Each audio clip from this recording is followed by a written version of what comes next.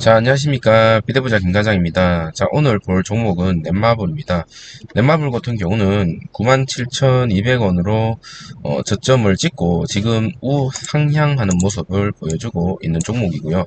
오늘 같은 경우 사실 조금 의미가 있는 게 21선 밑으로 내려갔다가 다시 들어 올리는 모습을 보여줬습니다. 그래서 지금 당장은 이렇다 해서 간다라고 말씀을 드리고 싶은 그런 자리는 아니다. 하지만 넷마블이 계속적으로 지금처럼 좋은 모습을 보여주고 지금 현재 여기 이 부분 과거 저점대를 뚫는 어떤 장대 양봉이 나와준다면 그때 진입할 수 있는 타이밍이 한 번 더 나오지 않을까라는 생각이 듭니다. 넷마블 같은 경우는 지금 많이 저점 구간에 눌려있다라고 저는 보여지거든요. 그래서 앞으로 게임사 같은 경우 가상화폐 어떤 그런 대체 불가 토큰이라든지 아니면 어떤 메타버스적인 요소들이 틀림없이 한 번 더 섹터가 돌 때가 옵니다. 그런데 지금 국내에서 어떤 메타버스적인 요소들 그리고 진지하게 어떤 센터를 마련해서 제대로 해보겠다라고 하는 종목 중에 넷마블이 유일무이하다라고 저는 개인적으로 보여지고요.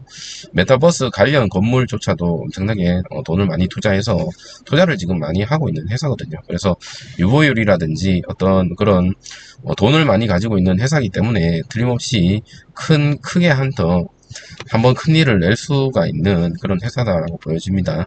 넷마블이라는 게 게임 회사인데도 불구하고 좀 아이러니하게 게임으로 가는 게 아니라 다양한 어떤 테마, 과거에는 BTS 관련 테마로 올라갔고 뭐 카뱅이라든지 이런 투자 관련 그런 이미지가 크거든요. 근데 최근에 프로야구에 관련된 어떤 신작도 나와줬고 그리고 제2의 나라가 사실은 망했습니다.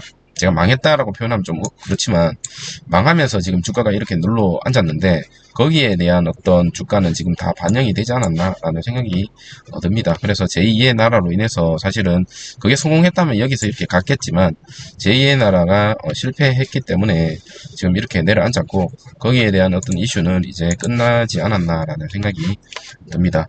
자, 오늘 같은 경우 넷마블을 한번 살펴보면요. 외국인과 기관이 양쪽으로 매수가 들어오면서 마무리가 되었고, 어떤 특징적인 이슈는 연기금이 계속적으로 모아주고 있는 모습 보여주고 있죠. 그래서 이게 정말 좀 긍정적으로 저는 봅니다. 저점이라고 생각되는 그 자리에서 연기금이 계속적으로 이렇게 모아주고 있는 모습은 어느 한 기관에서 이렇게 지지를 하고 있다라는 것은 폭락할 가능성보다는 어느 정도 올라갈 수 있는 확률이 조금 크다라는 게 제 개인적인 생각이고, 틀림없이 조정을 많이 받았고 이제는 상승의 어떤 그런 흐름을 탈 만한 자리가 아닐까라는 생각이 듭니다. 자, 특징 뉴스 빠르게 살펴보고 영상 마치도록 하겠습니다. 자, 넷마블 같은 경우는 아까 말씀드린 것처럼 게임 회사긴 한데 아이러니하게 게임이 아닌 다른 걸로 어떤 테마성을 많이 탔었습니다. 그래서 작년에 R&D로 5,619억을 썼고요. 또 미래에 대한 투자도 지금 계속적으로 하고 있거든요. 그래서 넷마블 같은 경우는 메타버스에 좀 진심으로 다가가는 그런 회사다라고 보여집니다. 자, 매출액도 2조 5,690억 원, 5,069억 원이죠. 그리고 약 22.4% 업계 최고 수준 최고다라고 보여지고 넷마블이 지난해만 5천억이 넘는 업계 최고 수준 연구개발비. 이 연구개발비를 많이 투자한다라는 거는 결론적으로 어느 정도 이제 힘을 모았다가 비축을 하고 있는 어떤 그런 구간이다라고 보면 될 것 같습니다.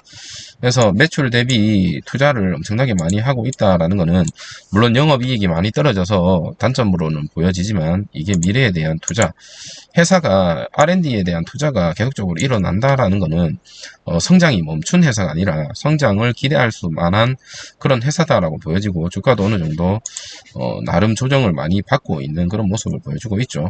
넷마블은 R&D, 인공지능 AI, 빅데이터 이런 신기술 확보와 향후 이용자 패턴에 따른 맞춤형 서비스를 제공하는 지능형 게임으로도 진화하겠다라고 지금 얘기를 하고 있고 건물도 제가 말씀드린 것처럼 메타버스 관련 어떤 국내 최대의 규모의 건물과 어떤 그런 것들을 준비하고 있죠. 최근에 블랙체인과 메타버스 관련 차세대 기술 확보에 매진을 하고 있고 넷마블은 지난달 7일 블록체인 생태계를 공개를 했죠. 그래서 이렇게 우리가 미래의 먹거리를 준비하고 있다는 걸 계속적으로 보여주고 있는 회사입니다.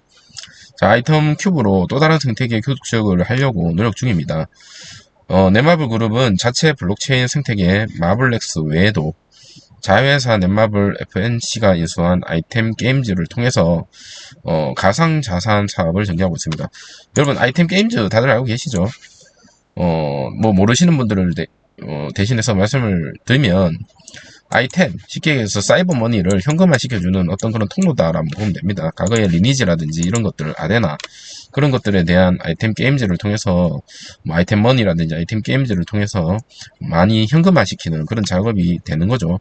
이러한 것들이 이제 향후 앞으로 이 게임이라는 어떤 가상적인 공간이 메타버스적인 요소로 생산, 쉽게 얘기해서 현실과 같은 그런 돈이 엄청나게 오가는 그런 공간이 돼버리면 어떤 일이 발생되냐면, 현재는 금융, 은행이라든지 증권사, 뭐 이런 대출업, 이런 쪽에 금융이 모였던 것들이 이쪽으로 모이는 그런 또 아이러니한 모습을 보여줄 수도 있거든요. 그래서 미래에 대한 어떤 먹거리가 틀림없이 있다라는 게 저는 개인적인 생각이기 때문에, 이런 것들도 어느 정도 중요한 어떤 흐름 중에 따라가고 있다라는 생각이 듭니다. 이런 것들은 게임 회사가 넘어서는 또 다른 좋은 어떤 선례다라고 저는 보여지거든요.